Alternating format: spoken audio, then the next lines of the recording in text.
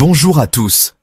Aujourd'hui, je vous emmène dans le fascinant monde de la médecine égyptienne antique. Un monde où la science et la spiritualité se mêlèrent de manière étonnante. Vous savez, ces anciens Égyptiens avaient bien plus d'un tour dans leur sac quand il s'agissait de soigner les malades.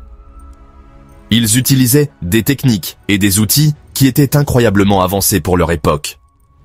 Pour commencer, la médecine égyptienne combinait des approches religieuses et pratiques. Les prêtres médecins jouaient un rôle crucial, car ils croyaient que les maladies pouvaient être causées par des esprits malveillants. Les médecins égyptiens devaient préparer des médicaments, souvent à base de plantes et de minéraux, et les administrer avec soin. Ils récitaient des sorts et des prières, traitèrent les fractures, s'occupèrent de la dentisterie, embaumèrent les corps, pratiquèrent la chirurgie et soignèrent les blessés. Leur savoir-faire était vraiment impressionnant. L'une des premières représentations de pratiques médicales se trouve dans la tombe d'Ankh-Mahor, à Saqqara. Cette tombe est une véritable mine d'or pour les historiens et les archéologues. Ankh-Mahor a vécu sous le règne du roi Téti de la 6e dynastie, vers 2345-2323 avant J.C. Bien qu'il ne fût pas médecin, il avait un grand intérêt pour les pratiques médicales. Bien qu'il ne fût pas médecin, les inscriptions de sa tombe offrent un aperçu précieux des procédures médicales de l'époque, y compris une scène qui pourrait bien représenter une circoncision. Cela montre à quel point les Égyptiens étaient avancés dans leurs connaissances médicales. La dentisterie, elle, remonte au règne du roi Djéser de la 3e dynastie, vers 2686 avant J.C. Les Égyptiens prenaient grand soin de leurs dents, utilisant des outils sophistiqués pour l'époque.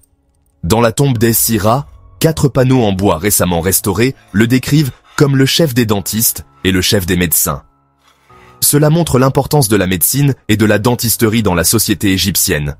Plus impressionnant encore, des dents liées par un fil d'or ont été découvertes à El Khatta et à Gizeh, suggérant l'utilisation de prothèses dentaires, peut-être à des fins religieuses ou après la mort. Ces découvertes montrent l'ingéniosité des anciens Égyptiens.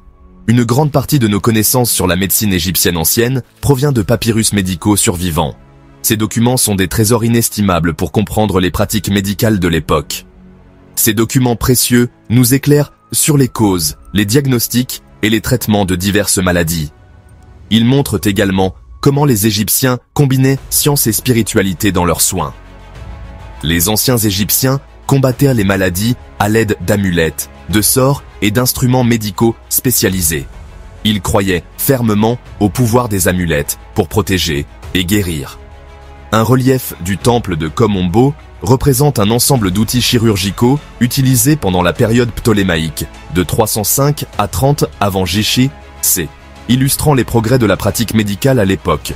Ces outils montrent l'évolution de la chirurgie égyptienne.